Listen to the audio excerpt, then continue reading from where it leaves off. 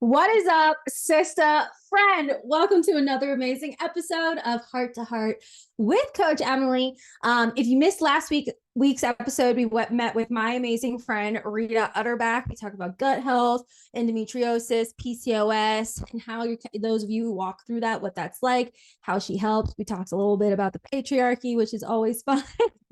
And it was a great episode. So highly recommend checking it out. I'm gonna pull my blinds down. I'm being blinded.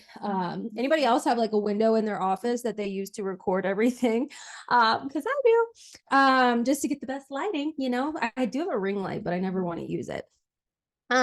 So I did put a poll on my Instagram. If you don't follow me at EmiFit on Instagram. I love asking you all what you would love to hear on the podcast, and all or nothing mindset was something you all talked about. But I wanted to give an update on like my life and where I'm at right now. So actually, I just was outside roller skating. It's fall here in Colorado. It's about to drop into the teens, into the single digits in a few weeks.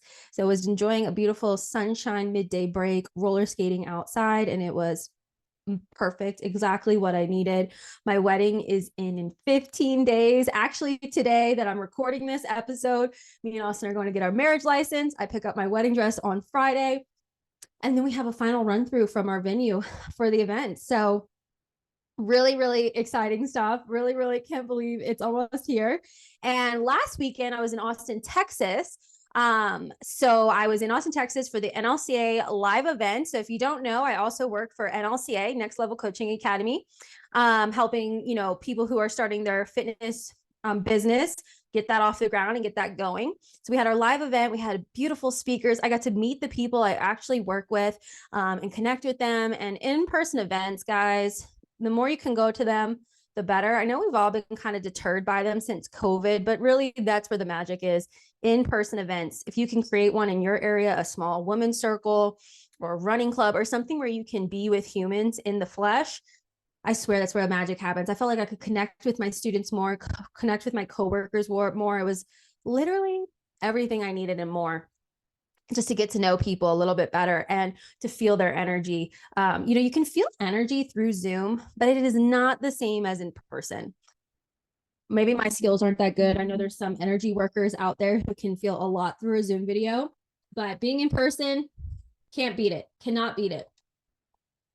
So that being said, all or nothing mindset. We talk to our fitness clients about all or nothing mindset so much, but I think as fitness entrepreneurs or just entrepreneurs in general, you don't really realize how much of an all or nothing mindset you actually have. And I'm just going to give it to you straight. A lot of you have all or nothing mindset. I'm about to sneeze. Hold on. A lot of you have all or nothing mindset. And you don't really see it because you only know, or you've only looked at all or nothing mindset from the lens of your fitness clients. And if you're anything like me, a lot, that was kind of my ideal client, like a woman or 25 to 35 struggling with all or nothing mindset.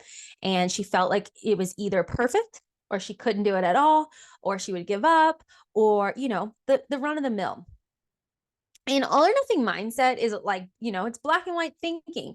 And yes, there are some things on this earth that require black and white thinking.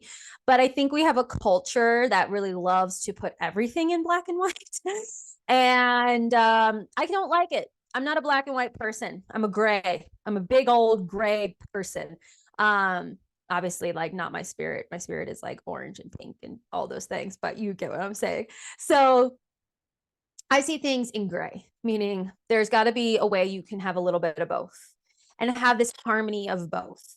Something I used to say to my fitness clients about all or nothing mindset is kind of like making it a little bit ridiculous sounding, because all or nothing mindset is like you going on a first date and saying to him, the guy you're on dates with, or partner, or woman, we either get married after this or I'm not going on a second date. That's all or nothing mindset. Or if this date doesn't hit every single one of my check boxes, I'm not going on a second date. And this is where right, there's so many blurry lines because okay, but Emily, I have standards. I have expectations. I love that. I love that you have standards. I love that you have expectations, but is when the all or nothing mindset is affecting our mental health. It is when it's affecting our stress levels. I see all or nothing mindset with entrepreneurs in the sense of like, either I'm grinding 100% of the time, every time, all the time, every day, or I'm a lazy piece of shit. Or either I get all the clients and every single one of my posts hits every time, or I'm a piece of shit. And it's like this back and forth, all or nothing. And all or nothing mindset really is what's holding you back from really exploring and seeing your true potential. Because it is in that gray, it is in that messiness that you discover a lot of things about yourself. You're able to break down walls. You're able to break through perfectionism. You're able to break through a lot of things that are holding you back from your potential. Because a lot of times when we have all or nothing mindset, it's not that we're afraid of failing. We're afraid, okay, if like I do succeed, then what? Now I have to live up to that. Or if I do, like, it's not 100% perfect, or it's, not the way that everybody else is doing it, it's maybe wrong. And the gray challenges that standard. The gray allows for flow. It allows for mistakes. And I have said this before. I talk about something called grace and discipline. Grace and discipline are besties. Grace says, I'm a person. I fall down. I make mistakes. I mess up. I'm not always, 100%. And that's okay. Discipline says, we try again tomorrow. Discipline is self-love. You heard it from Will Smith first, ladies and gents, but discipline is self-love. We like to think of discipline as all or nothing mindset. I'm all in every day, all day. I'm David Goggins, blah, blah, blah, blah, right? But that leaves no room for error. That needs no room for exploration. That leaves no room for creativity and trying new things, because trying new things and messing up is a learning process.